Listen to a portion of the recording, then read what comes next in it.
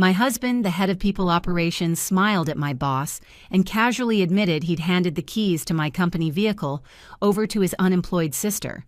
He didn't know that smile was the exact moment he lost his six-figure salary, his reputation, and his marriage. He was still checking his fantasy football stats while my boss was effectively sharpening the axe. If you're watching this video, tell me where you're from or what time it is for you. I swear to God, the humidity in that room was always set to a low, sticky 78 degrees, like the air itself was designed to make you irritable. It was Friday, 8:05 a.m., 5 minutes past the start of the senior leadership sync, and I was, for the third time this week, late. I slipped into the only vacant seat, which was, naturally, right next to the two people I was trying to avoid, Evelyn, the director of operations and my direct reporting line, and Oliver, my husband, the head of people ops, and the living, breathing, cedarwood-scented source of my perpetual lateness. "Sorry, traffic was a beast," I muttered, pulling out my slim-profile Lenovo laptop. A pathetic lie. The truth was, I'd been parked 4 blocks away, staring at the meter, trying to decide if the $5 Uber pool had been worth the $20 surge charge just to avoid the argument I knew was waiting at home. But the car, my car, the silver Lexus RX 350 the company gave me for hitting the lead systems engineer promotion 2 years ago, was sitting in our driveway, and I had, yet again, chosen the path of least resistance, not driving it. Evelyn, with her razor-sharp bob and a penmanship so perfect it was almost intimidating, didn't even look up from her moleskin. She just tapped the screen of her iPad. "Allison, no need to apologize. We're only on the Q3 budget forecasting." The tone was perfectly professional, but the glance she finally threw me was deep and analytical. Evelyn never missed a detail. Never. We slogged through 30 minutes of spreadsheets and acronyms, EBITDA this, burn rate that. My brain was clicking through firewall updates, trying to focus, but the tap-tap-tap of Oliver's custom stylus on his metallic blue iPad was a constant, maddening metronome right next to me. He wasn't taking notes. He was checking his fantasy league. I could see the tiny grid, the names. Gronk's groin was the name of his team, flickering in his peripheral vision. This, by the way, was peak Oliver, completely checked out but making sure he was physically present enough to look important. Then the budget review finally wrapped up and Evelyn cleared her throat. I saw it coming. The pause was too long. The room went silent except for the low hum of the HVAC. "Okay, systems and infrastructure look solid, Allison. Great work on the transition to Azure last quarter," Evelyn started, and I relaxed a millimeter. "But a quick administrative point before we break." She finally set her pen down. She folded her hands on the table. "This was never good. I have to ask, Allison, why the consistent taxi expense on your recent T&E reports? I saw 3 Ubers and 2 Lyfts this week alone. Your role requires being available, and the company provides you with a vehicle for exactly that reason." The temperature in the room, I swear, dropped 10 degrees. I was ready with my pre-planned, non-confrontational lie. "Oh, that! I've been having some chronic issue with the transmission. It was making this terrible sound, so I had to put it in the shop for a few weeks to have the dealership look at the differential."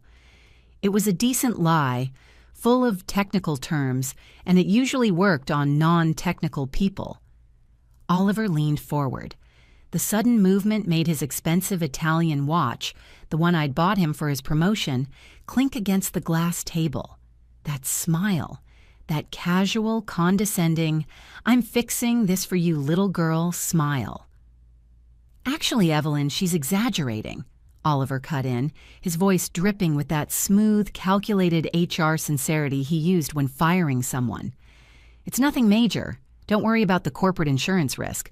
The Lexus is totally fine. It's just a bit of an excess vehicle for us right now, and my sister needed reliable transportation for job interviews in the city. So I lent her the keys for a couple of weeks." He said it like he was announcing he'd bought a new brand of coffee for the break room. "No big deal." just lending out the six-figure asset tied to my employment contract. The silence this time was deafening. You could hear the secretary 2 doors down stapling something. I felt the blood drain out of my face, leaving a cold, tight mask. I didn't even process the absurdity of his admission that he gave the keys to Chloe, his permanently unemployed sister, without asking me, the registered company driver. No. What hit me was the brazenness of the lie he'd set me up for.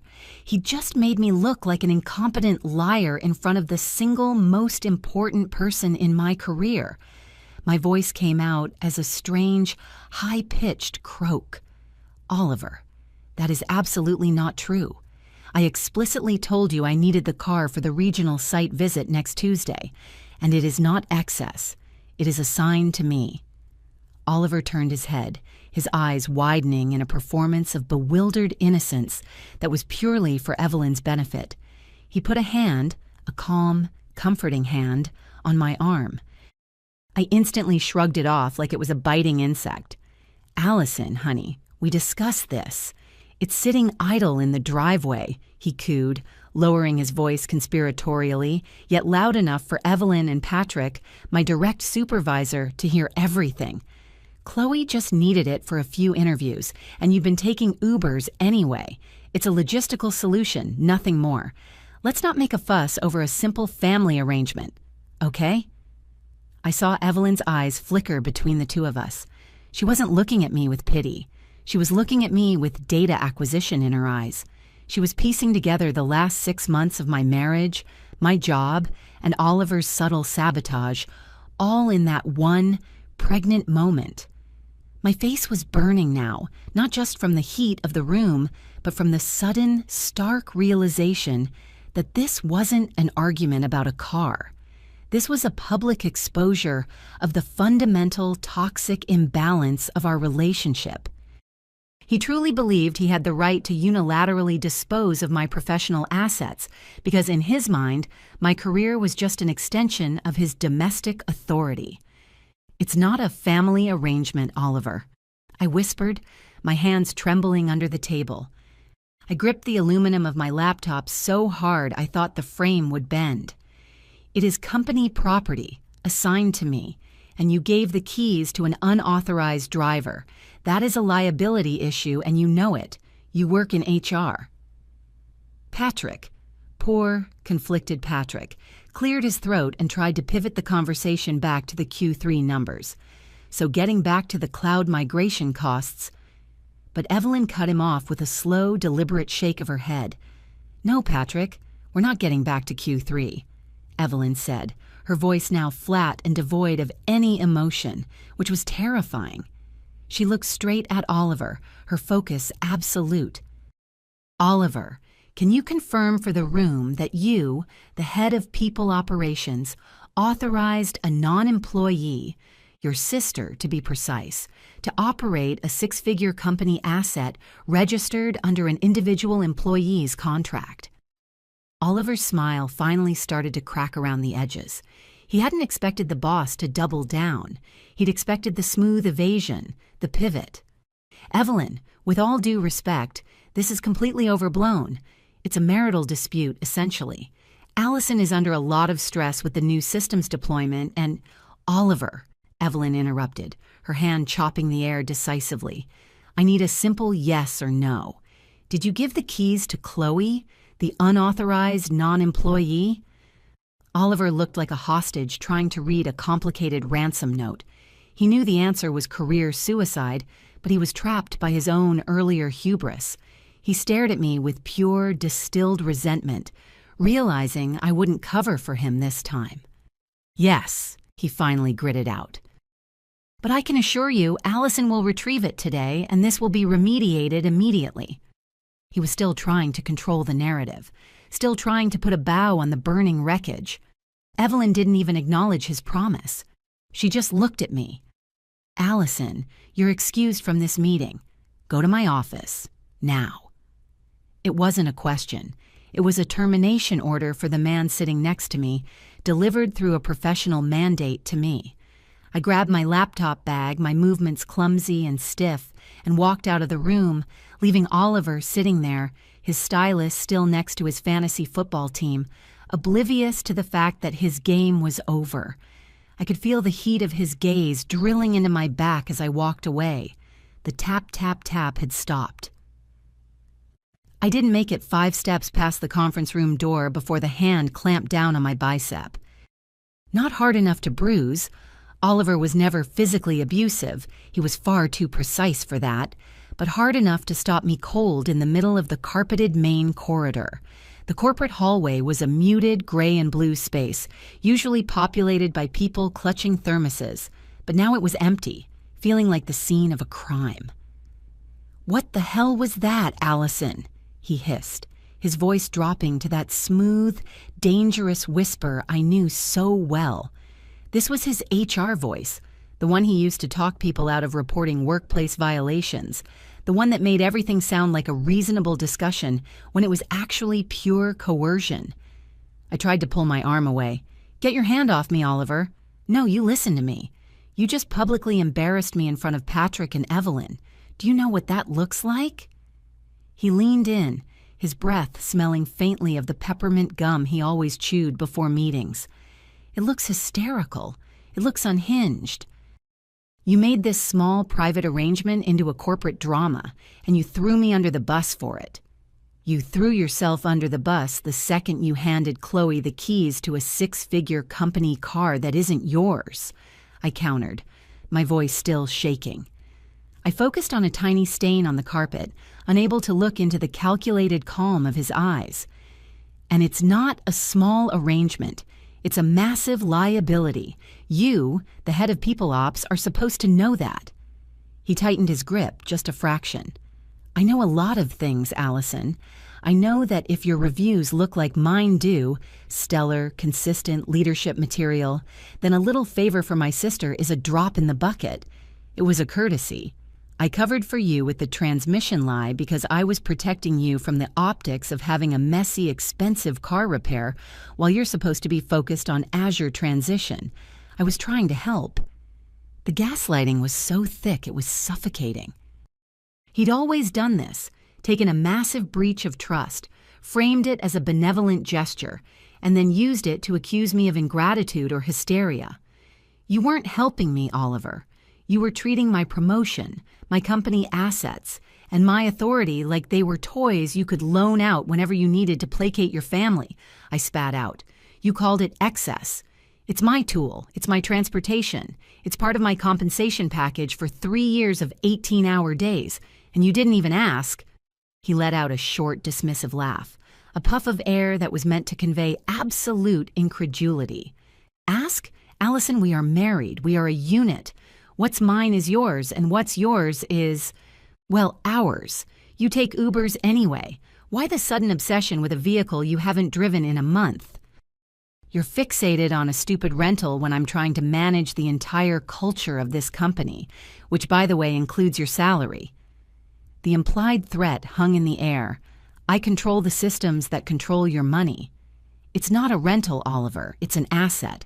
And I take Ubers because I refuse to sit in a car for 45 minutes with your sister's half-eaten Big Macs and her vape pen residue on the dashboard. I'm sick of having to clean out a stranger's garbage just to go to work, and I told you 2 weeks ago I needed it back by today." He rolled his eyes dramatically, releasing my arm as if the skin was contaminated. "Oh, here we go. The martyr complex. The great systems engineer. Too good to ride in a car used by a single mom trying to get back on her feet. You're being petty, Allison. Honestly. You're letting the stress of work make you hysterical, and you need to dial it back before you cause a permanent HR issue that even I can't manage." He adjusted the cuff of his Brooks Brothers shirt, running his hands over the expensive fabric as if physically smoothing out the wrinkles I had caused in his perfect day. "You go talk to Evelyn. Apologize for the outburst. Tell her it was a personal matter that got out of hand and that the car will be returned by end of day. I'll call Chloe, and we can all pretend this ridiculousness never happened." His entire stance was based on the absolute certainty that I would cave, that I would prioritize his image over my own dignity, just as I had for the last 6 years. He was already turning away, already reaching for his phone to check whatever new notification popped up. Probably another update on Gronk's groin. I stood there, watching him walk away. The hallway lights glinted off the polished stone floor, and I felt a switch finally flip. I wasn't scared anymore. I was cold. I was calculated. "Oliver," I called out, not loudly, but with a surprising firmness that made him stop mid-stride. He turned back, a look of impatience etched on his handsome, infuriating face. "What now, Allison?" "I'm not apologizing," I stated, my voice steady for the first time. "And the only HR issue being managed today is the one you created." He just stared at me for a beat, his perfect corporate smile finally melting into a grimace of raw fury. He didn't say another word. He just pivoted and marched straight back toward the conference room doors. I watched him go, then turned and walked toward Evelyn's office, the dread of confronting my boss replaced by a strange, exhilarating sense of righteous, bone-deep anger. I knew I had just crossed a point of no return. Evelyn's office was minimalist and intimidating, like a magazine spread sponsored by efficiency. A single enormous window overlooked the city skyline, but her desk faced inward, toward the core of the building. She was already sitting at her dark walnut desk, having beaten me there by a minute. As I walked in, she didn't look up immediately. She simply reached out a long, manicured hand and clicked the small electronic lock button on her door. The soft thunk of the bolt sliding home was one of the loudest sounds I had ever heard. It felt definitive. She finally looked at me, resting her chin on her steepled fingers. Her expression wasn't angry or sympathetic. It was again purely analytical. "Sit down, Allison," she said, gesturing to one of the two uncomfortable-looking, low-backed leather chairs. I sat. I placed my laptop bag carefully at my feet. My palms were sweating, and I discreetly wiped them on the fabric of my trousers. "Let's dispense with the car," Evelyn began, cutting to the chase like a surgical laser. "It is, as you correctly pointed out, a 6-figure corporate asset and a liability. Oliver's action was grossly out of line, a clear breach of policy, and frankly, a lapse in judgment so severe it puts his professional capabilities into question. Legal has already been looped in, and the car will be recovered today. Oliver is suspended pending a full investigation into his conduct as the head of people operations." I closed my eyes for a brief, dizzying moment. Suspended. It had happened that fast. I opened them and looked at Evelyn. "Thank you, Evelyn. I appreciate your immediate action on that." She waved her hand dismissively. "That's the easy part, Allison. The car is an object. The question is, what objects has he taken from you?" I frowned. "I'm not sure I follow." Evelyn leaned forward and her tone shifted from corporate executive to mentor, but with a darker edge. "I asked you to come in here because I don't believe Oliver's admission was a spontaneous act of marital obliviousness. I believe it was a tactical play." She reached under her desk and pulled out a manila folder, surprisingly thick. She slid it across the desk toward me. The tab read, "Allison Reynolds, Performance Reviews, 2020-2023. "I was curious, Allison," she continued, watching me with unnerving focus. "I looked at your performance reviews for the last 3 years. You are consistently rated meets expectations. Not exceeds, just meets. Which, for a lead systems engineer overseeing a $12 million infrastructure overhaul and a 3-person team, is highly unusual. You're one of the most technically gifted people in this building." I felt a cold shiver run down my spine. I know. I always thought it was... Maybe the company standard was just incredibly high. "No," Evelyn stated flatly. "The company standard is high, but not that high. Look at the data." I opened the folder. Inside were the 3 annual reviews. I flipped to 2021, my name, my role, and then the scores, all threes on a scale of 5, meets expectations. But then I saw the handwritten comments in the margins, not the formal ones I'd signed off on, but ones scribbled in red ink. Initial recommendation by P. Davies, 5-5, exceeds. HR override note, O. Reynolds, recommend 3-5. Rationale, maintain strict parity for husband-wife employees, avoid optics of nepotism, promote fairness. I felt like someone had punched the air out of my lungs. No way. Yes way, Allison. Oliver has systematically intervened in your reviews for 3 straight years. Every time Patrick rated you exceeds expectations, which he did every single time. Oliver, as head of people operations, used the optics of nepotism as the official justification to knock your score down to meets expectations. I looked at the notes again. The handwriting was neat, authoritative, and utterly devoid of mercy. Avoid optics of nepotism. He's using the same excuse for the car, I whispered, the irony like bile in my throat. Optics of nepotism. Exactly. It's his personal catchphrase for controlling your career trajectory, Evelyn confirmed, tapping the file. If you score exceeds, you become eligible for promotion and a significant bonus. If you are consistently meets, you stay exactly where you are. Oliver ensured you were professionally capped. Your compensation has been artificially suppressed for 36 months. I remembered every time I had asked Oliver why I hadn't been considered for the director track. Every time he'd patted my head and said, "Honey, you're too valuable in your current role. Director work is just meetings. You love the code." Every lie, every condescending dismissal suddenly took on a sinister corporate clarity. Evelyn then pushed a second, thinner file across the desk. This one was bound with a thick rubber band. Now, this is where legal comes in. Oliver's actions constitute several things: fraud, interference with employment contracts, and arguably economic abuse, given his concurrent position as your husband and head of HR. But more pressingly, you, Allison Reynolds, are due roughly $45,000 in suppressed bonus payouts and salary discrepancy over the last 3 years. I stared at the number. $45,000, not just stolen from my pocket, but stolen from my effort. Evelyn leaned back, folding her hands again. My job is to protect the company. Oliver has violated multiple clauses, opened us up to litigation, and frankly, embarrassed the entire leadership team. His suspension is non-negotiable and will likely turn into termination by Monday. But your job, Allison, is to protect yourself. She slid a business card across the desk. It wasn't a company card. It was thick, cream-colored stock. Catherine Vance, Eskerian. Family law and litigation. Call her.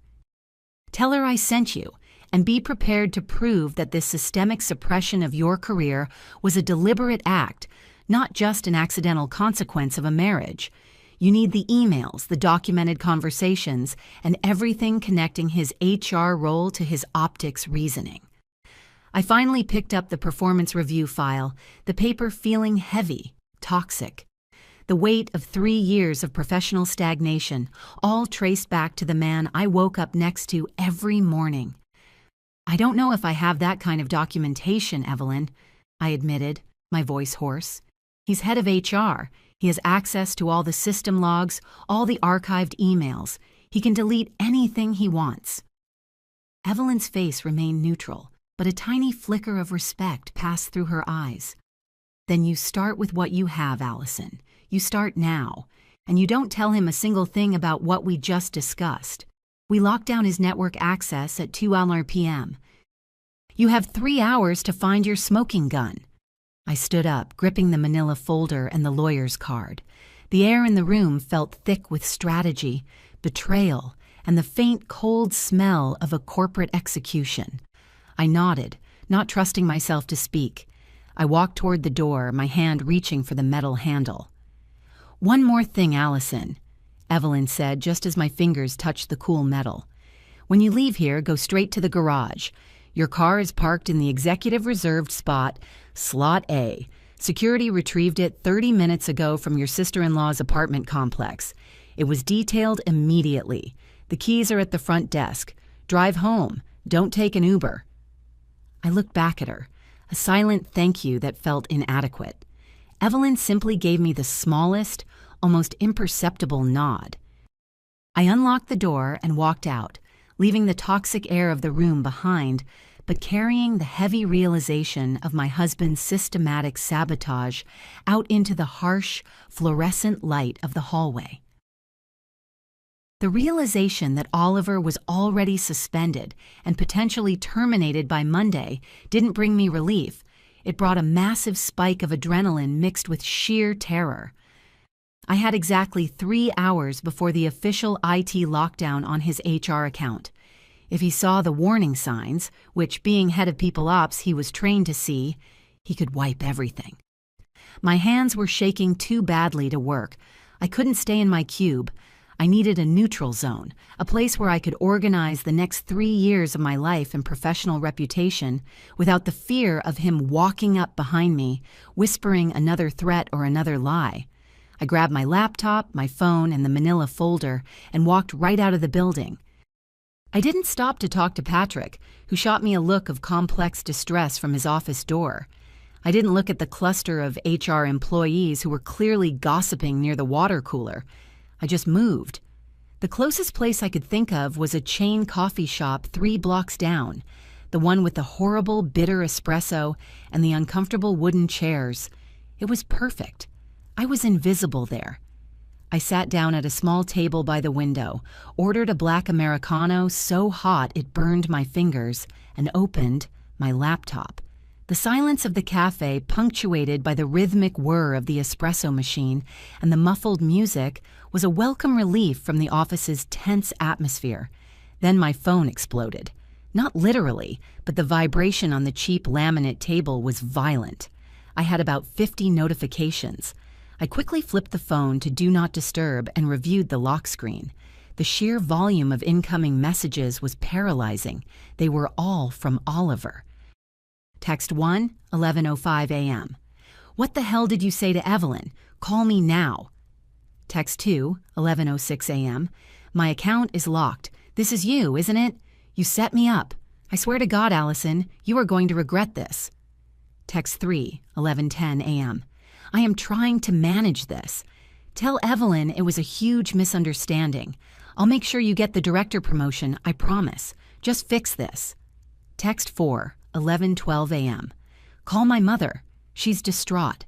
You're destroying our family for a car.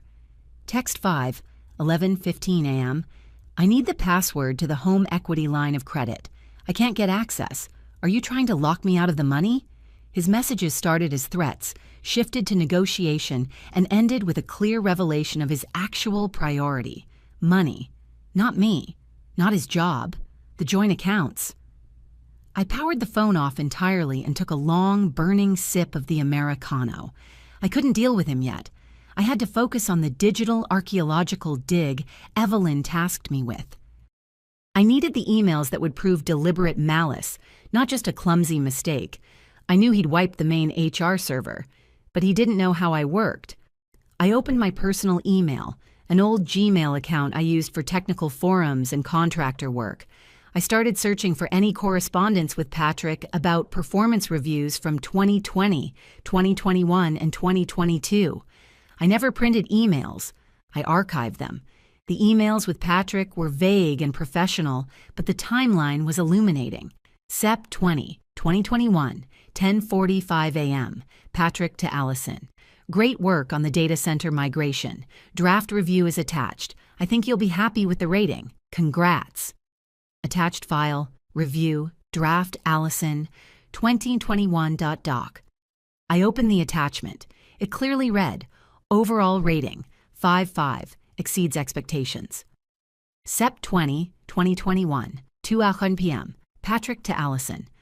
Allison, quick note.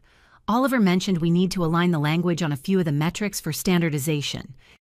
The official rating will reflect what we discussed with HR. No worries. The official rating I signed 2 days later, 3.5, meets expectations. The second email was the smoking gun. It clearly referenced Oliver's intervention and the need to align the language.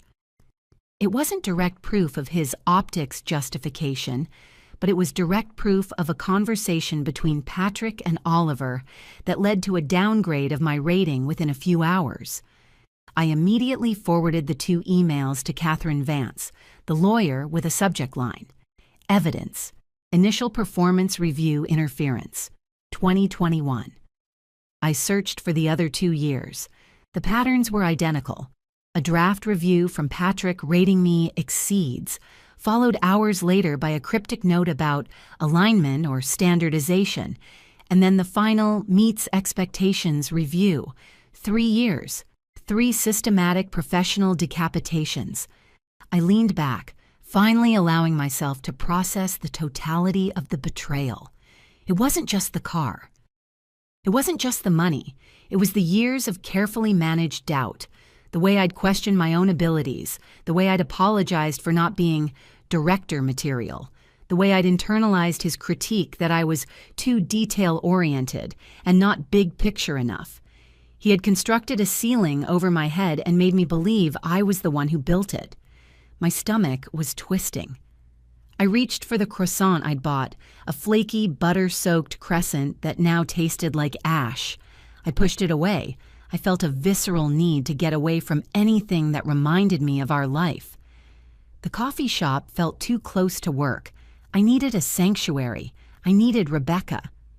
I powered my phone back on and immediately blocked Oliver's number. Not just the known one, but the burner number he always used for discretion when calling contractors. I sent a single text to my best friend, to Rebecca. I need you. Now. Total nuclear meltdown. Everything is a lie. Do not call me. I'm taking a cab to your place. Get wine. I closed my laptop, grabbed my bag, and walked out of the cafe, leaving the half-drunk Americano and the untouched croissant behind. I knew the moment I walked into Rebecca's house, I would finally be able to articulate the complete, ugly truth of my marriage. I was crammed into the back of a beat-up Toyota Camry Uber, the kind that smelled faintly of old pizza and had a dangling air freshener shaped like a pine tree. I had about 20 minutes until I got to Rebecca's. The adrenaline was still pumping, and I was too keyed up to just sit and look out the window. I had a final piece of business to attend to before the therapy session started. I unblocked my sister-in-law Chloe's number. I had deliberately kept my exchange with her minimal over the last few weeks. It was always, "Hey, when can I get the Lexus back?" And her response, "Oh, tomorrow, promise. The interviews are just all over town. So helpful." Thanks, Allison. But now, knowing the depths of Oliver's deception, I saw her entitlement not as an annoying habit, but as a co-conspirator. I checked my messages. She had texted me 6 times in the last hour. Chloe, 11:45 a.m. Allison, Oliver is flipping out. Says his office is locking him out of his email. What did you say to them? Chloe, 11:50 a.m. This is so unfair. He was just trying to help me. You know how hard it is to get a job without a professional vehicle. Chloe, 12:00 p.m.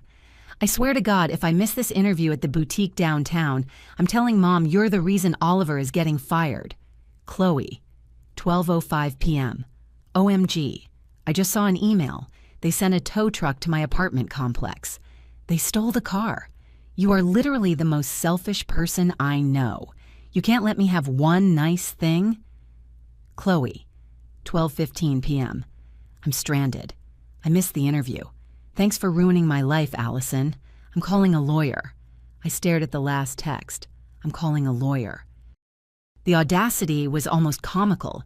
She was going to call a lawyer because the rightful owner of a borrowed asset had recovered it. I took a deep breath.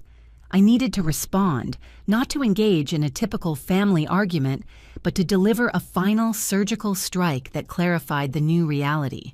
To Chloe. Chloe, 2 points. 1. The car was not yours. It was company property, assigned to me. It was not yours to use. 2. The car was not stolen. It was recovered by corporate security from the property of an unauthorized, uninsured driver. If you continue to harass me, I will be forwarding your texts to corporate legal, and they will be contacting you directly regarding the usage of the vehicle and any mileage violations you incurred. The car is now back at the office. Please forward your mileage log and gas receipts to me by end of day. I sent it and immediately felt a rush of vindication. No apologies, no emotion, just cold, hard corporate language. Her response was immediate and filled with misspelled rage. Chloe, 12:20 p.m. You are a bitch, a cold-hearted, greedy bitch. You've always hated me because Oliver likes me more than you. You think you're so much better than the rest of us with your fancy job and your computer code. I was about to block her again when a notification popped up on my phone, an email I had been CC'd on from Evelyn's assistant. The subject line was, Legal demand immediate return of corporate asset, Lexus RX 350, tag XW5T4G. I opened it. It was a single-page PDF attachment from the legal department, addressed to Oliver, Chloe, and their mother. It was written in that beautiful, brutal language only corporate lawyers use. This letter serves as a formal notification of the immediate repossession of the above-referenced asset. The asset was located and secured at Chloe's apartment complex address. Any further attempts by non-registered employees or their family members to take possession of, operate, or interfere with the asset will result in immediate legal action, including potential charges of grand theft auto and civil liability. All mileage, fuel, and maintenance costs incurred during the period of unauthorized use will be invoiced to the parties responsible. A full accounting will follow. Cease and desist all contact regarding this asset immediately. I swear, I almost cheered in the back of the filthy cab. The beauty of reading the legal jargon, unauthorized, uninsured driver, grand theft auto, was more satisfying than any amount of yelling. The company wasn't just taking the car back, they were officially placing Oliver and Chloe on notice. I took a screenshot of the entire email, header, legal text, and all, and sent it to Chloe with a single line. To Chloe, you may want to speak to Oliver about the invoice. I then blocked her number again, permanently this time. The cab pulled up to Rebecca's brownstone just as I locked my phone. I paid the driver, the small moment of legal satisfaction, a brief, exhilarating high before the emotional crash I knew was coming. Rebecca's place smelled like old books, fresh laundry, and the faintest hint of gin, my kind of sanctuary. I stumbled inside, dropping my heavy laptop bag by the door. Rebecca, in her comfy, oversized college hoodie and ripped jeans, looked up from the kitchen island where she was already uncorking a bottle of cheap but comforting Pinot Grigio. She didn't ask any questions. She just looked at my face, which was probably a perfect, terrified white, and handed me the glass. In the shower, in the tub, or on the couch? She asked, knowing the 3 stages of my meltdown protocol. Couch, I mumbled, sinking onto the battered olive green velvet sofa that had been in her family for 3 generations. I took a massive gulp of wine. It was cold and acidic, exactly what I needed. The wine is crap, but it's fast. Start talking, she commanded, sitting cross-legged facing me. The perfect listener. She'd always been my rock, a high school math teacher who could explain the chaos of the universe better than anyone I knew. I started with the car, the easy part, the boardroom ambush, Oliver's casual admission, Evelyn's surgical response. But by the time I got to Evelyn pulling out the performance review file, I couldn't hold it together anymore. He suppressed me, Bex, I whispered, tears finally escaping, for 3 years. Every promotion, every bonus, every time Patrick tried to advocate for me, Oliver used his HR power to knock me down to meet expectations, all in the name of avoiding the optics of nepotism. But it wasn't about the company. It was about making sure I never outpaced him. Rebecca's face, which had been registering appropriate shock over the car, hardened into cold fury. She put her glass down on a coaster with a decisive thunk.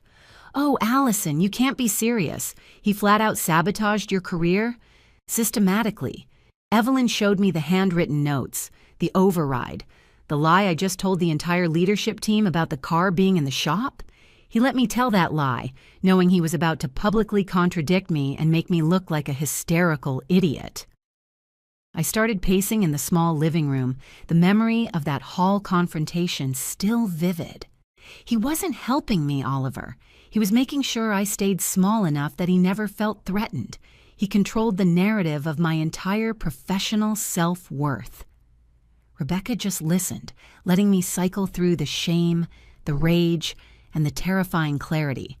Look, I told you 5 years ago when he tried to get you to wear those ridiculous non-corporate pastels that he was trying to sand down your edges. This is just the corporate version of that. The frog in boiling water, I said, sinking back onto the couch. That's what I realized. It wasn't one big explosion. It was a series of tiny erosions. He'd criticize my code late at night, saying it was too complicated. He'd ask me to decline invitations to company dinners because he felt awkward when people asked me technical questions he couldn't understand. He called my professional success an unnecessary complication in our home life. We went through the catalog of small betrayals. The time he unilaterally changed the locks on the home office door and told me he needed privacy to manage the HR databases. The time he threw away a box of my highly specialized technical books, claiming they were dust collectors, and he needed the shelf space for his golf trophies. Remember the San Diego opportunity? I asked, gulping down more wine. 3 years ago, when the company was moving the West Coast HQ and I put in for the transfer, I told you I got rejected. I thought it was because my team couldn't afford to lose me. Yeah, I remember. You were crushed. Oliver was the one who intercepted the internal email, I said, pointing at my head. He was the one who sent the formal rejection on my behalf. He was the head of People Ops. He just clicked decline on my transfer request and then told me I was too valuable to move. Rebecca just stared at me, the wine glass held suspended halfway to her mouth. Allison, that's not just sabotage. That's professional kidnapping. I know. I didn't find the evidence yet, but I bet it's in his emails, the one place I can't get to easily. Okay. We're getting ahead of ourselves, Rebecca said, taking charge. The good news is, Evelyn has your back, and you have a lawyer. The marriage is over, Allison. You know that, right? The line isn't just crossed. It's obliterated. It's vaporized, Bex. He is my enemy, my literal professional enemy. I just need to figure out how to untangle the finances before he cleans us out. I looked at the clock. 1:15 p.m. The HR lockdown was at 2 p.m. I had less than an hour of potential data integrity left. The financial records were my only other immediately accessible data point. I need your laptop, and I need privacy, I announced, standing up. I need to check the joint accounts. I need to see what else he's been running in my name. Rebecca nodded immediately. My MacBook is on the kitchen counter. Go for it, and I'll open a better bottle of wine. You've earned it. Rebecca's kitchen was bright and airy, a sharp contrast to the corporate dungeon I'd just fled. I sat at the counter, her silver MacBook Pro open in front of me. I logged into the joint banking portal. Our primary account was predictable. 2 salaries in, mortgage payment out, utility bills, and the usual high-end expenditures Oliver deemed necessary for his image. Expensive restaurant tabs, golf club fees, the occasional exorbitant clothing purchase. It was the credit cards that worried me. We had 2 joint Visas and 1 joint Amex. They were all paid off monthly from the main account. Oliver insisted on keeping everything joint for the best interest rates. I now knew the real reason, to give him access to my credit line. I clicked on the summary page for our Amex Platinum card.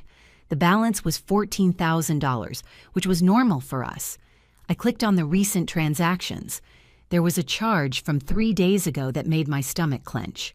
Date: 12/09/2025. Vendor: Zenith Consulting Group. Amount: $4,500. I frowned. Zenith Consulting Group. What the hell is that? I clicked the little plus sign next to the transaction for more detail. The purchase category was professional services. I searched my email for Zenith Consulting. Nothing. I searched Oliver's burner email, the one I used to have access to. Nothing. He was clearly using an account I didn't know about. "Bex, come look at this," I called out. Rebecca came over, leaning over my shoulder. $4.5 grand? For what? Did he hire a decorator? He would have put that on the visa. This is different. This is professional, and I've never heard of them. I minimized the bank page and Googled Zenith Consulting Group. It was a small, high-end firm specializing in executive transition and reputation management. "Oh my God," I breathed. He was preparing to leave. This isn't about reputation management for the company. This is his reputation management. He was setting up his parachute.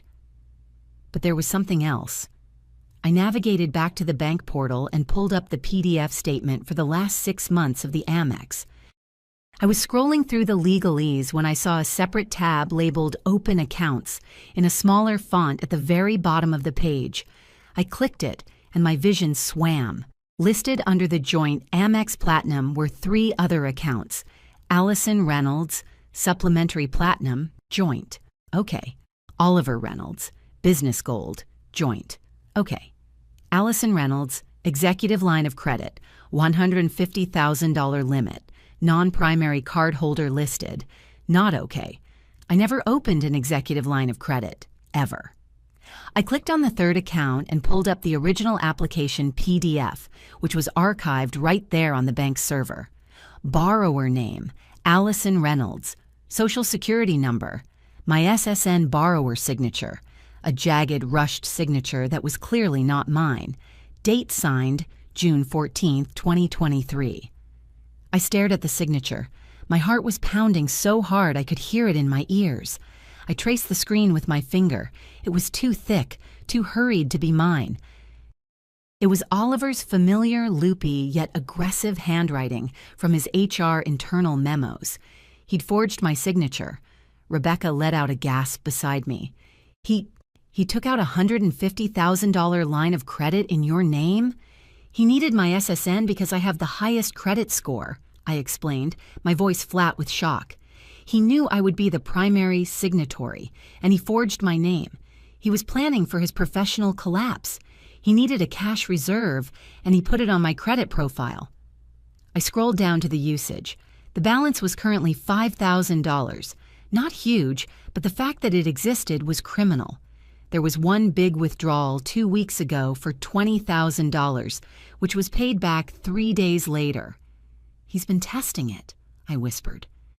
He took out 20 grand, paid it back instantly to make sure the system worked, and then probably used that $5,000 for something he couldn't expense. I was already frantically downloading the PDF of the forged application, the last 6 months of the Amex statements, and the Zenith Consulting transaction details.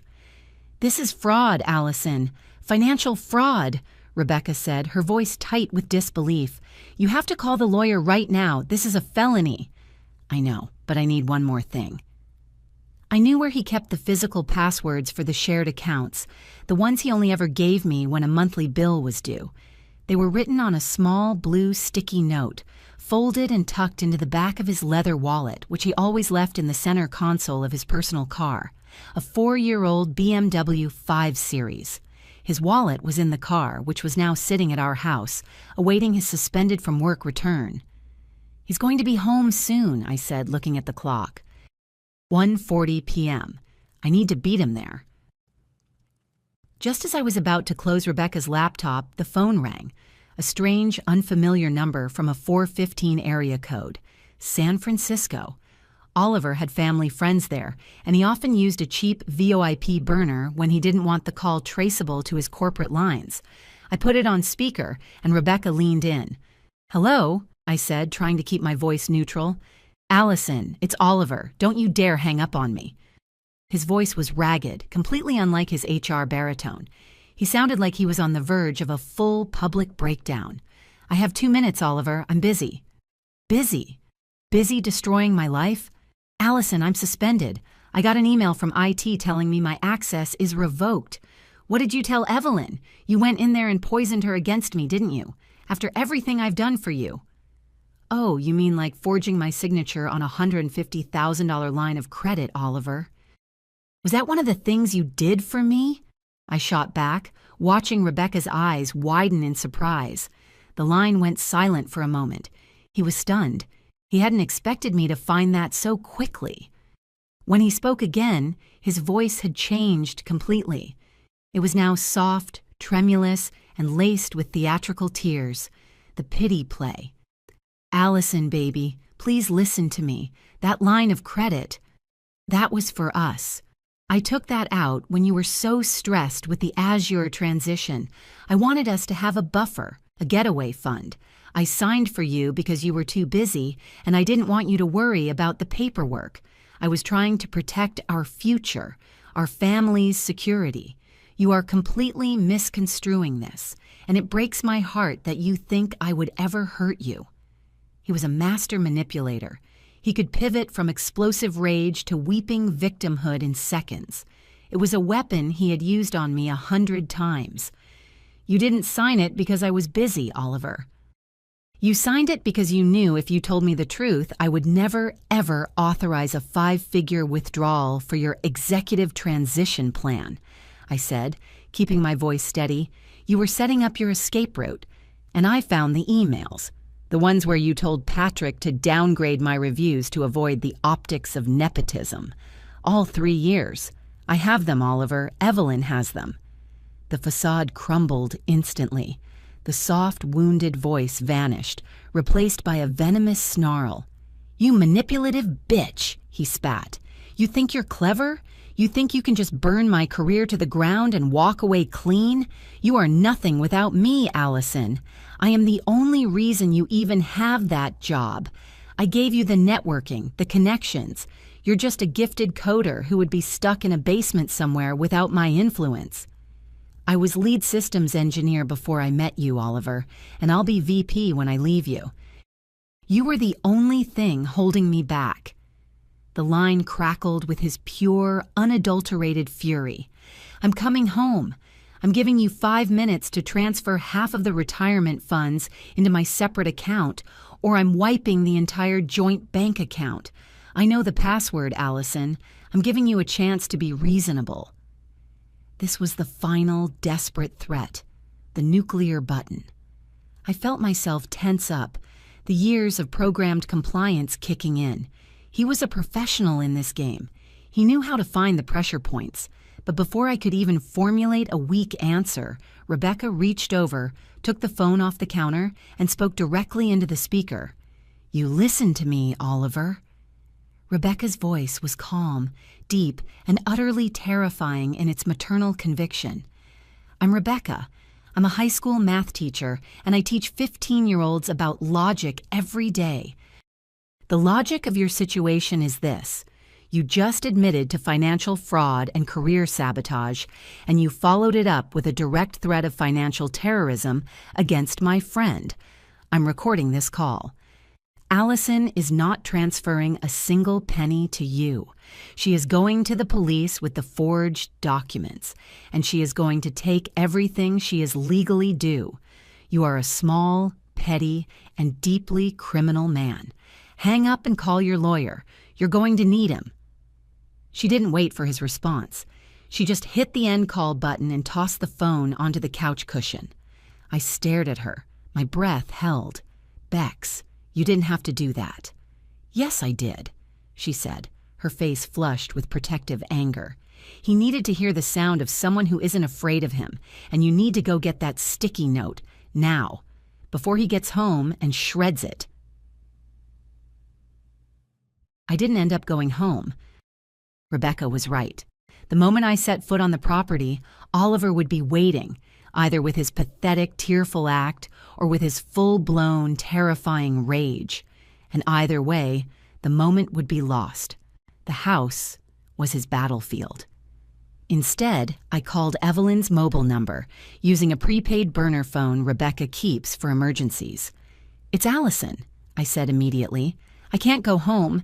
He's making threats, And I've uncovered evidence of financial fraud, a forged line of credit in my name. Evelyn's voice was sharp and immediate.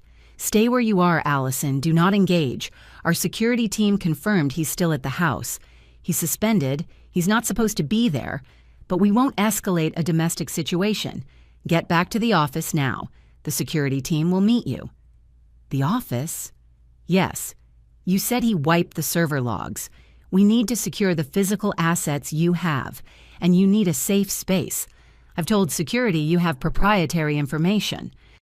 It's the only way to get you back in safely."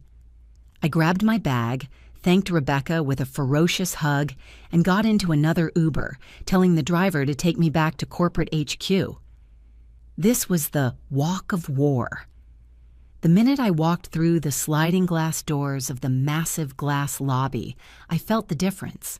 The lobby security guard, Jerry, who usually gave me a quick, friendly nod, looked at me with palpable pity and fear.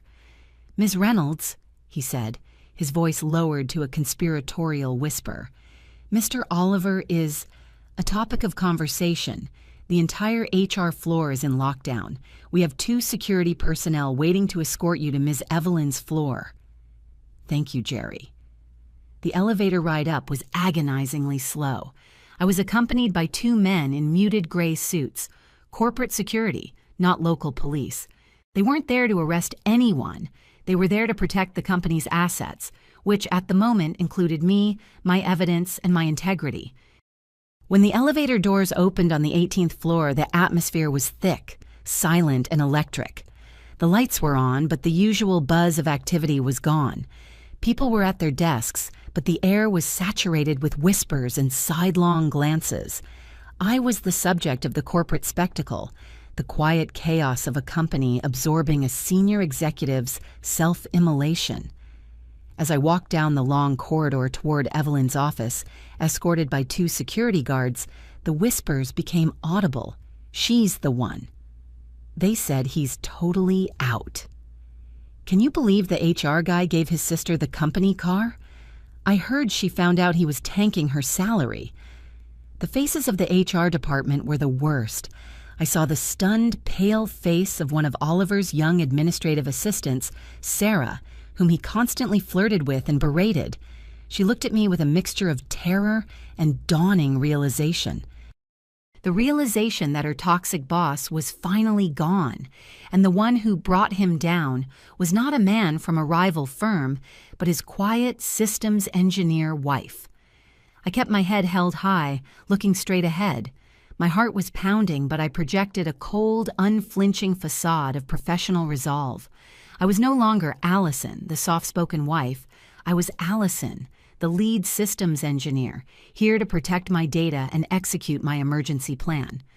We passed Patrick's office. He stepped out immediately. "Allison, wait," he said, ignoring the security guards. He looked like he hadn't slept in a week. "I can't stop, Patrick. I'm meeting with Evelyn." "I know. Look, I want you to know," he began, his voice breaking. He didn't finish the sentence. He didn't have to. The shame on his face was enough. I was pressured. I was coerced. "I'm so sorry." I nodded quickly, a sharp single movement of my head. I didn't absolve him, but I acknowledged his confession. I finally reached Evelyn's closed door. The security guard knocked once, and Evelyn's voice, as steady as ever, said, "Come in." I stepped inside and the door closed behind me, shutting out the whispers and the drama. Evelyn was on the phone, speaking in rapid, low tones with her lawyer. She gave me a quick, reassuring wave and pointed me toward the visitors' seating area, where a small, covered plate of fruit and water had been laid out. The silence was a balm. I sat there for maybe 5 minutes, finally exhaling, when there was a soft, tentative knock on the office door. Evelyn paused her conversation and frowned. "Yes?" The door cracked open, and Victoria stood there. Victoria, my rival project manager, a woman I considered my professional nemesis, a person I believed actively disliked me and undercut my team whenever possible. She was always perfectly dressed in aggressively bright colors, and she always spoke with a condescending precision that grated on my nerves. Evelyn ignored Victoria and looked straight at me. She was pale, and her aggressively cheerful demeanor was entirely absent. "No, I need 5 minutes with Allison. Alone. Please, Evelyn. This can't wait." Evelyn looked at me, raising a skeptical eyebrow. I nodded. Something in Victoria's face told me this wasn't about a project deadline. Evelyn sighed, stood up, and walked to the door. 5 minutes. Sarah will be right outside. I'm taking a coffee break. Lock the door when you're done." She walked out, pulling the door shut behind her. Victoria locked the door immediately and turned to face me. She didn't sit down. She paced, clutching her iPhone like a weapon. "Look, Allison, I know you hate me.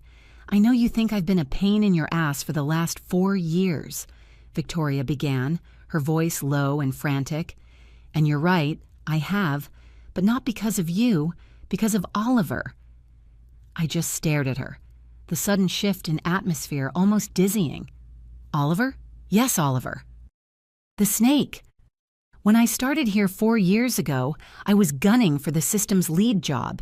You had it, and I was going to try to take it," Victoria admitted, her eyes blazing. "But then Oliver pulled me aside. He was in HR, remember? He told me that you were unstable, that you had personal issues, and that I needed to watch my back." I felt a cold pressure on my chest. "What did he say?" "He said you were prone to hysterical outbursts and paranoia. He told me that the only reason you were still in the job was his management of your mental health. He told me that you thought I was plotting against you. He told me to be competitive but passive-aggressive. He said, and I quote, 'Just keep her off balance, Victoria. She'll burn out on her own.'" It was the other side of the optics coin. For Evelyn, he made me seem professionally incompetent. For my peers, he made me seem mentally unstable, justifying my low performance reviews and isolating me from potential allies. He told me to question your code in meetings, to subtly suggest your project timelines were unrealistic, Victoria confessed, her voice thick with self-reproach. He promised me that when you finally cracked, he'd give me your job, provided I stayed quiet and kept the pressure on. He created a completely manufactured rivalry between us, Allison. The realization hit me with the force of a physical blow. Victoria wasn't my enemy. She was another one of Oliver's victims, a professional pawn he was using to keep me distracted and stressed. He had been pitting us against each other for years, burning our professional energy on a rivalry that wasn't real, just to keep us from collaborating and becoming a real threat to his authority. The late-night emails where I caught you changing my access rights, that was him, wasn't it? I asked, finally understanding the years of tiny, inexplicable annoyances. Victoria nodded quickly, her eyes welling up. "Yes. He told me you asked him to put a bug in the code that would make your team's deployment fail so you could look like the hero when you fixed it. He told me you were trying to make the company look bad and that I was the loyalist who had to fix it for him. He made me think I was protecting the company, Allison, not hurting you." She reached into her phone and quickly pulled up a text message. She held it out to me. "Oliver, 6 months ago." "Victoria, excellent work destabilizing the systems team's confidence.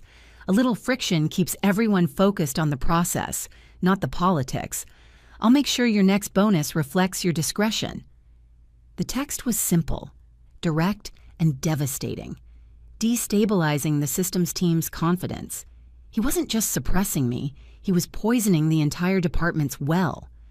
"I am so sorry, Allison," Victoria said, putting the phone down. "I feel sick. I spent 4 years doing the bidding of a manipulator, believing I was getting ahead when all I was doing was helping him hurt a good person. I just had to tell you the truth before he tries to spin this. We weren't rivals. We were his distraction." I stood up, walked over to Victoria, and did the only thing that felt right. I reached out and put my hand on her shoulder. The truce was accepted. "Victoria, thank you. This information is key," I said. "He used his position to play both of us. But that ends now." "What can I do?" she whispered, her voice now raw with an eagerness to make amends. I looked at the text message still on her phone screen, the one proving his malicious intent to destroy team cohesion. Did you keep all of your communications with him, Victoria? Texts, emails, anything that proves he gave you directives to sabotage my team? Everything, she confirmed.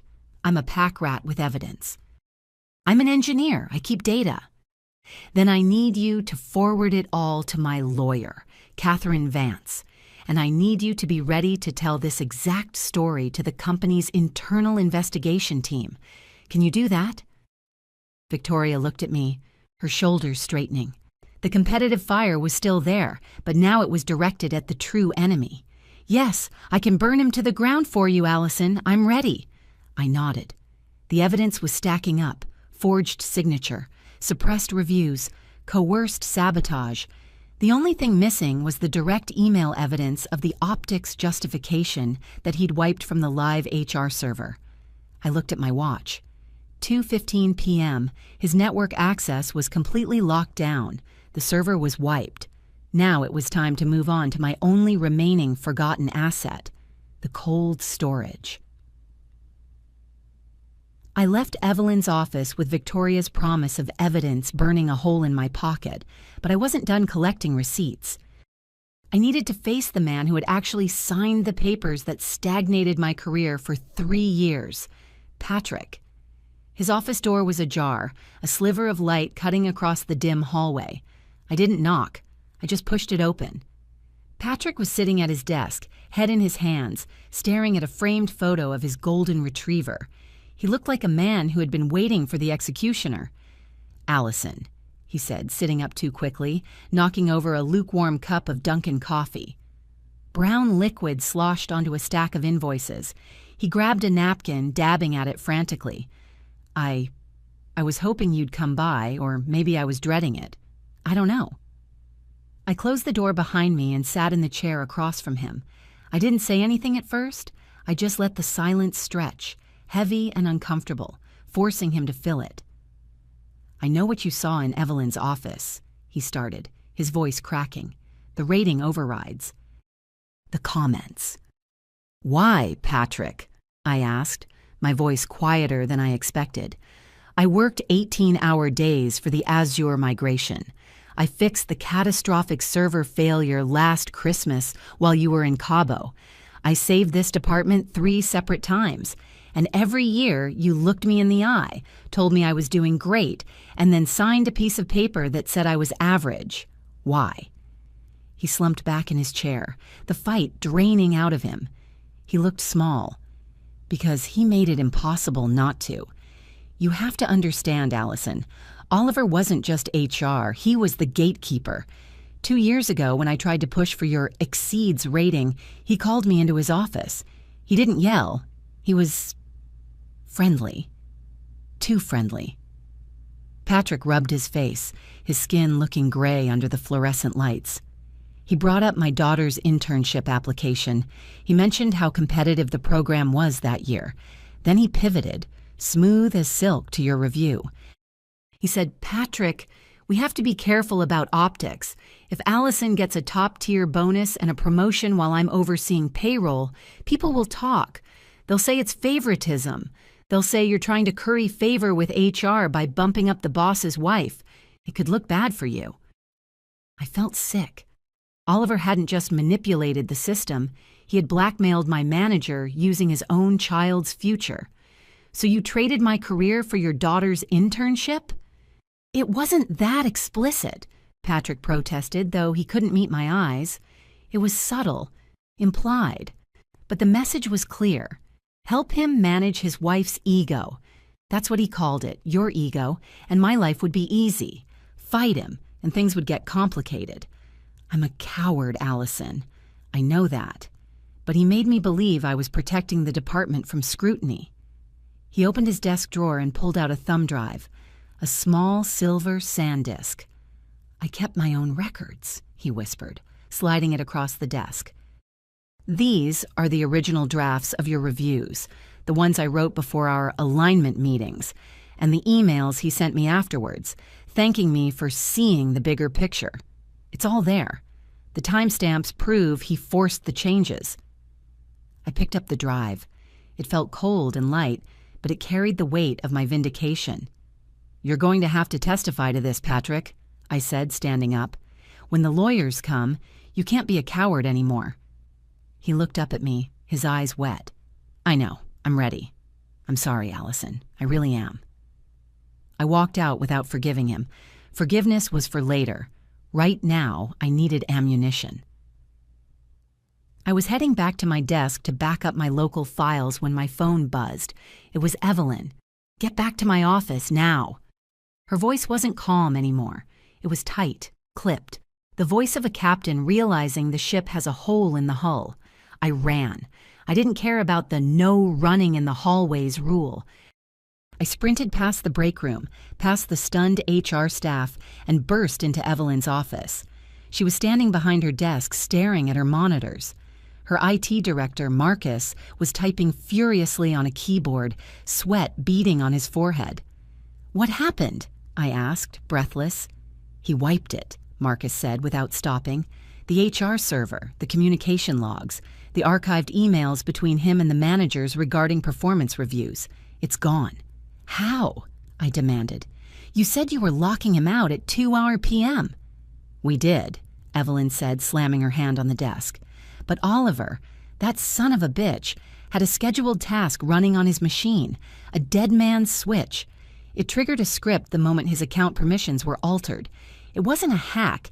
It was an automated purge command he must have set up months ago as a failsafe."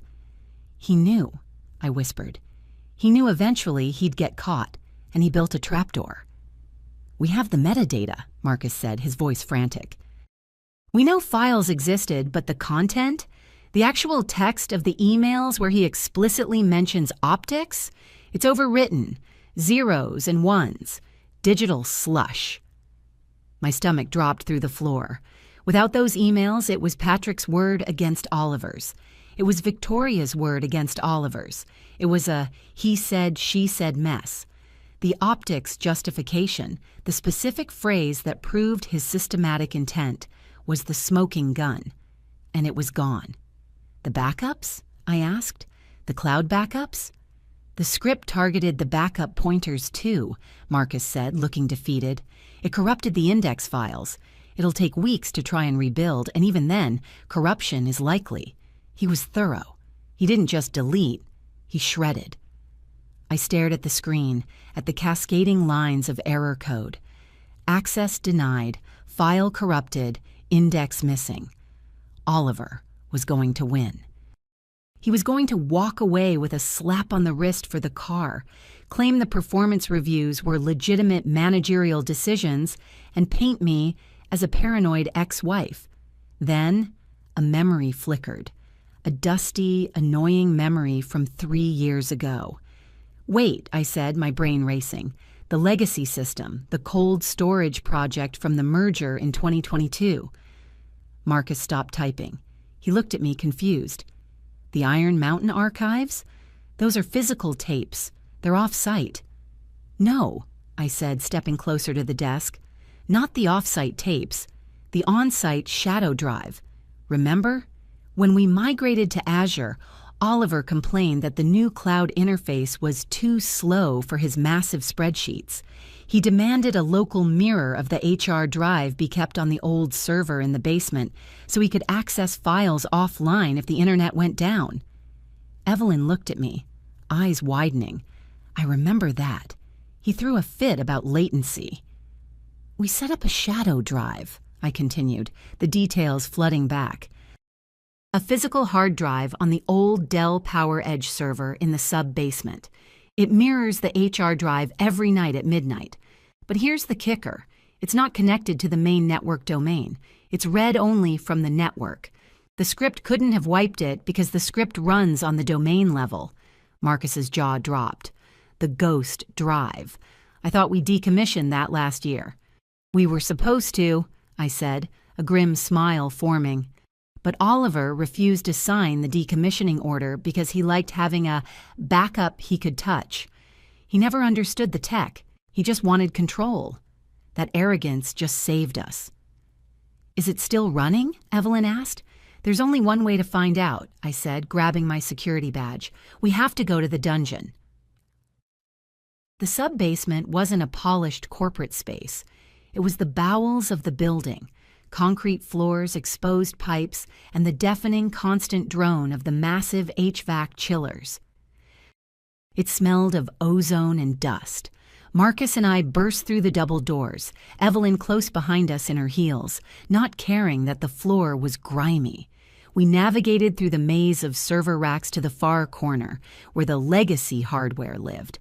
A graveyard of blinking lights and humming fans that were too expensive to move and too risky to turn off. There it was, Rack 42, the old Dell Power Edge.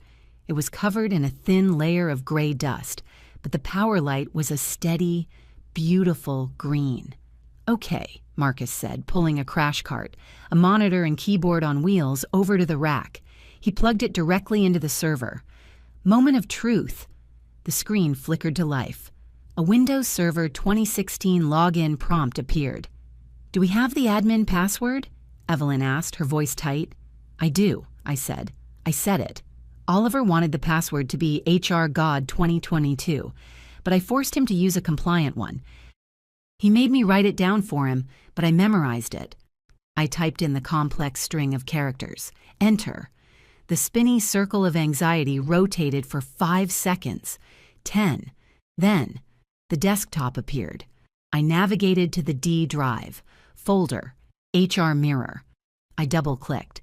The timestamp on the folder was today, 12:00 a.m. It ran, I breathed. It mirrored last night at midnight. The wipe happened at 2 p.m. today. Everything prior to midnight is here. I opened the folder. Subfolder. Communications. Subfolder. Reviews. Internal. I did a search for the keyword optics. The screen filled with results, hundreds of them, emails, memos, drafts. I opened one at random. It was an email from Oliver to the VP of Finance, dated 6 months ago. From Oliver Reynolds to Greg M. Subject bonus pool allocation. Greg, let's cap the systems engineering pool at 3%. I need to suppress the Reynolds bonus specifically. The optics of her out-earning me this year would be problematic for household dynamics, and frankly, she's a workhorse we can milk for cheap labor. She's not going anywhere. She lacks the confidence to leave. Silence in the server room. The only sound was the whir of the fans and the blood rushing in my ears. A workhorse we can milk for cheap labor. Evelyn read it over my shoulder. Her hand gripped my shoulder hard. He put it in writing. He actually put it in writing. He thought he was untouchable, I said, my voice trembling with rage. He thought this drive was just his personal safety net. He didn't realize it was his coffin. Marcus was already plugging in an encrypted external hard drive. I'm imaging the entire drive, bit-for-bit copy, admissible in court. Chain of custody starts now. I watched the progress bar creep forward. Copying files. I had him. I had everything. 2 days later, I was sitting in an office that cost more per hour than I used to make in a week. Catherine Vance didn't have a view. She had a wall of leather-bound books and a desk made of glass that looked like a jagged piece of ice. She was wearing a suit so sharp it could cut skin. Economic abuse, Catherine said, looking at the printouts of the recovered emails and the forged credit card application. She didn't look shocked. She looked like a shark smelling blood in the water. It's a relatively newer term in litigation, Allison, but the concept is ancient. He controlled your resources to limit your independence. He sabotaged your earning potential to maintain dominance. She slid the stack of papers back into a neat pile. The forged credit card is a felony. That's leverage. But the career sabotage? That's the gold mine. We can quantify that. Lost wages, lost bonuses, equity growth. We're not just suing for half the house. We're suing for the future he stole from you. I just want to be free of him, Catherine. I don't care about the money. Catherine took off her glasses and looked at me sternly. Stop. Stop saying that. That is the Allison he trained. The Allison who apologizes for taking up space. You do care about the money because the money represents your labor, your talent, and your time. He stole 3 years of your life. You are going to make him pay for every single minute at premium rates." She pushed a retainer agreement across the glass desk. The number was high, $10,000 up front. "He has retained Gerald Hoffman," Catherine noted. "Hoffman is a bully. He will try to paint you as unstable, vindictive, and possibly mentally ill. He will use your therapy records if he can get them. He will use your outburst about the car to claim you're erratic." "I don't have therapy records," I said. "Oliver wouldn't let me go. He said therapy was for weak people." Catherine raised an eyebrow. "Good. One less weapon for them. But get ready, Allison. Discovery is going to be invasive. They're going to ask for everything. Your texts, your emails, your search history. They're going to try to find dirt." "I'm boring," I said. "I write code and I watch documentaries. Let them look." "They don't need to find real dirt," Catherine warned. "They just need to create enough smoke to make the judge cough. But with this..." She tapped the stack of recovered emails. "We have a flamethrower. Sign the papers." I signed. My hand didn't shake. The next 3 weeks were a blur of cardboard boxes and scanner lights. The discovery phase. It sounds like an adventure. It's actually just drowning in paper. I was living at Rebecca's, sleeping in her guest room on a mattress that was slightly too soft. Every night I came home from work, where people now treated me with a weird mix of awe and terror, and spent 4 hours going through old bank statements, tax returns, and digital archives. I was looking for the San Diego transfer. I knew it had happened. I knew he had intercepted it. It was 1 a.m. on a Tuesday when I found it. It wasn't in the optics folder. It was in a folder labeled Relocation MGMT. I found the email chain from 2022. From me, Corporate Relocation Team. To Allison Reynolds, intercepted, forwarded to Oliver Reynolds. Subject, offer letter. Senior Architect, San Diego HQ. Allison, we are thrilled to offer you the senior architect role in the new San Diego hub. Included is a relocation package of $25,000, a salary increase of 20%, and temporary housing in La Jolla. I felt a physical ache in my chest. La Jolla. I loved the ocean. We had talked about moving there for years.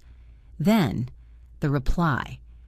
Sent from my account, but time-stamped at 3 a.m. when I would have been asleep. From Allison Reynolds to Corporate Relocation Team. Subject, offer letter. Thank you for the offer, but after discussing with my husband, we have decided that the move is not right for our family at this time. I am withdrawing my application.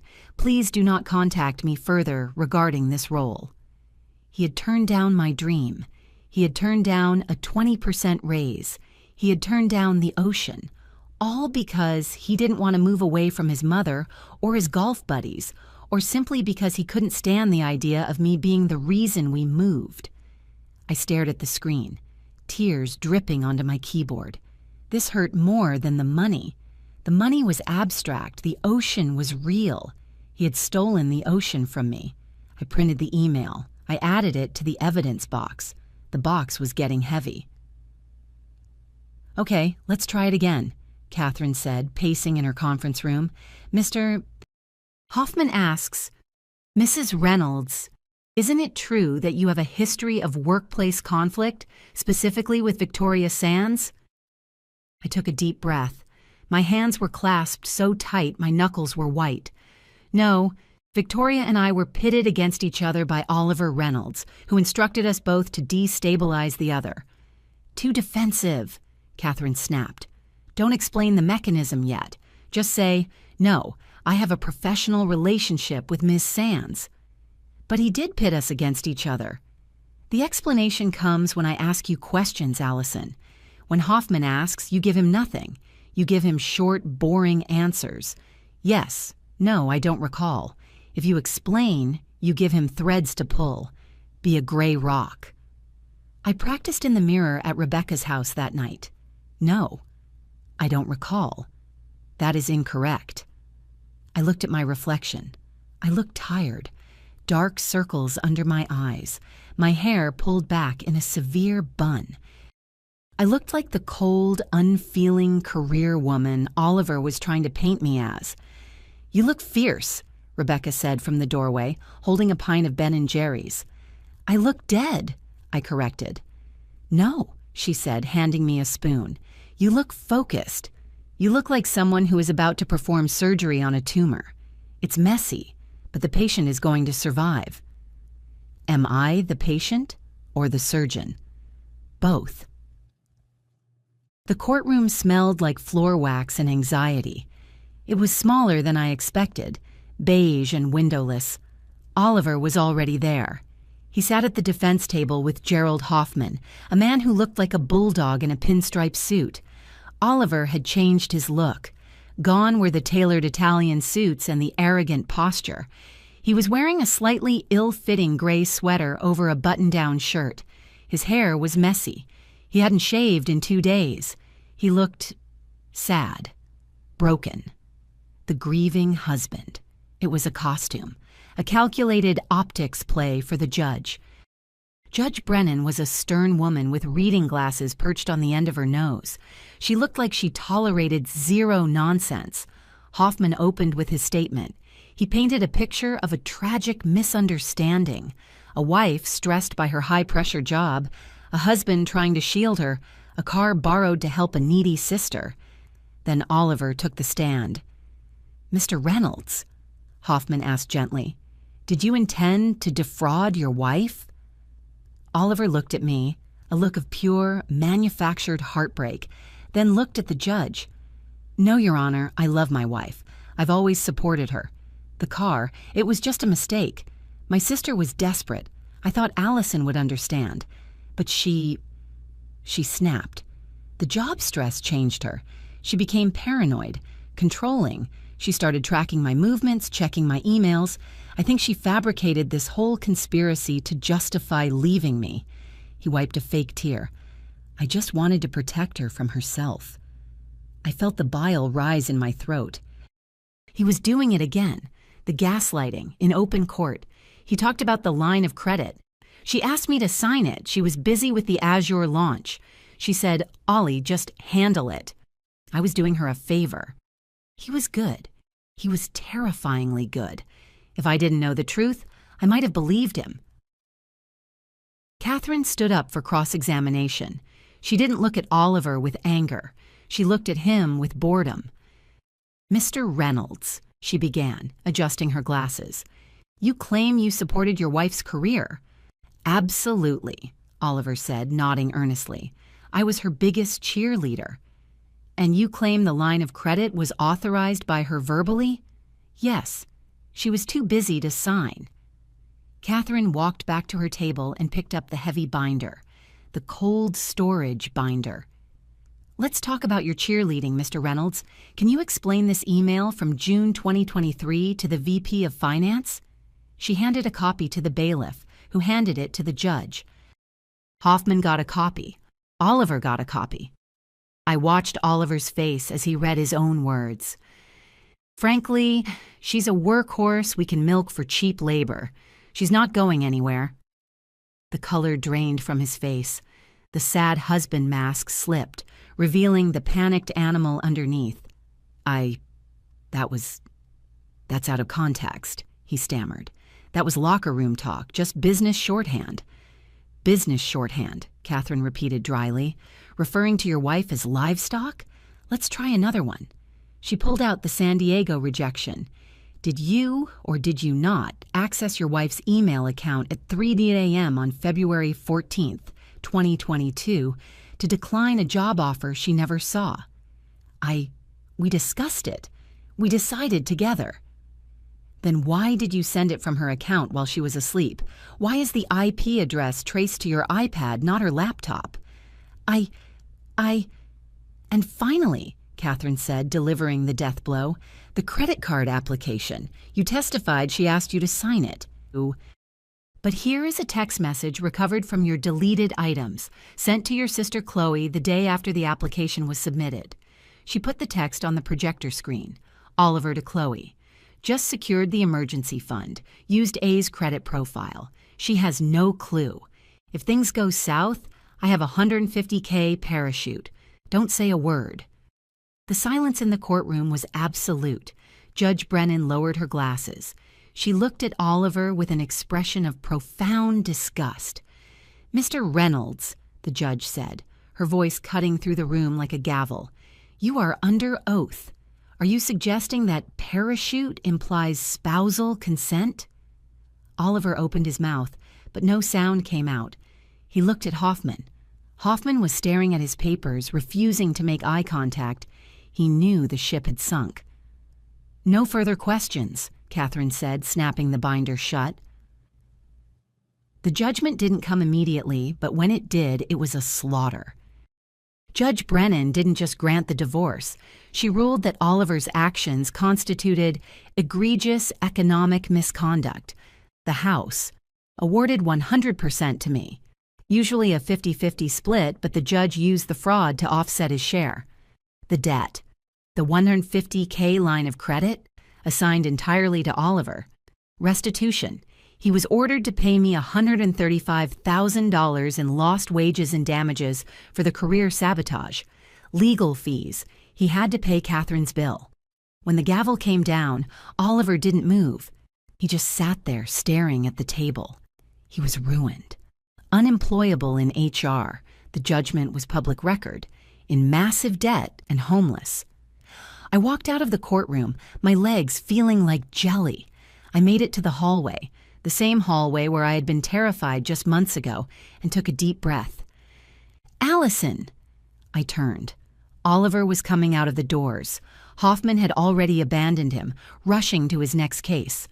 Oliver looked wild. The sad husband was gone. The corporate shark was gone. He was just a desperate, angry man. "You happy?" he sneered, his voice shaking. "You took everything. The house, the money, my career. You left me with nothing." I looked at him. I looked at the gray sweater, the gray face, the gray soul. I felt nothing. No fear, no love, just a dull pity. "I didn't take anything, Oliver," I said calmly. "I just recovered what you stole.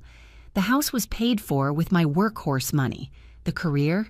You burned that yourself when you hit delete on the wrong server. You'll never be happy," he spat, stepping closer. "You're cold. You're a machine. That's why I managed you, because no one could ever really love a robot." It was his last attempt, his last button to push. I smiled, a real, genuine smile. "I'd rather be a happy robot alone than a miserable human being held hostage by you," I said. "Goodbye, Oliver. Don't be late for your eviction." I turned and walked toward the elevators where Catherine and Rebecca were waiting. I didn't look back. He view from the top. It's been 90 days since the gavel fell. The dust has settled, but my life looks completely different. I'm writing this from the balcony of my house. The locks are changed. The man cave is now a yoga studio server room. Don't ask, it works for me. The espresso machine Oliver loved? I sold it and bought a regular drip coffee maker. It tastes like freedom. The career. Evelyn didn't just keep me. Once the optics emails came to light, the CEO got involved. They were terrified of a lawsuit. They offered me the VP of Systems Architecture role to settle the lost wages dispute internally, on top of the court judgment. I took it. I hired Victoria as my senior project manager. We are a terrifyingly efficient team. We don't have rivalries. We have happy hours. The ex-Oliver is gone. Last I heard, he moved back in with his mother. He's working as a consultant, which I assume means he's unemployed. Chloe tried to friend request me on Instagram last week. I blocked her so hard I think I broke my screen. The twist. I went to a tech security conference in Austin last month. I was giving the keynote on data integrity and insider threats. Ironic, I know. After the speech, a guy came up to me, Julian. He's a forensic accountant who specializes in corporate fraud. He had questions about my cold storage recovery technique. He didn't ask me to smile. He didn't ask me to tone down the technical jargon. He listened to me talk about RAID arrays for 20 minutes and then said, "That is the sexiest data recovery story I've ever heard. Can I buy you a dinner that isn't expensed?" We've been out 5 times. He drives a beat-up Jeep and he thinks my ambition is hot. Yesterday I was driving the Lexus. Yes, I kept it, and yes, it drives beautifully to the grocery store. I pulled up to a stoplight. On the corner, waiting for the bus, was a guy in a wrinkled suit holding a plastic bag of groceries. It was Oliver. He looked older, tired. He was checking his phone, probably checking fantasy football, clinging to the one stat he could control. The light turned green. I didn't honk, I didn't wave, I didn't rev the engine. I just drove forward, accelerating smoothly, watching him disappear in my rearview mirror until he was just a speck. And then, nothing. I turned up the radio. The song was loud, the windows were down, and for the first time in 6 years, I was the one driving. If this story resonated with you, leave a like and consider subscribing. You can also drop any comment below, even just one word. Maybe tell me where you're watching from, or what time it is right now. Sometimes one word is enough to say you were here.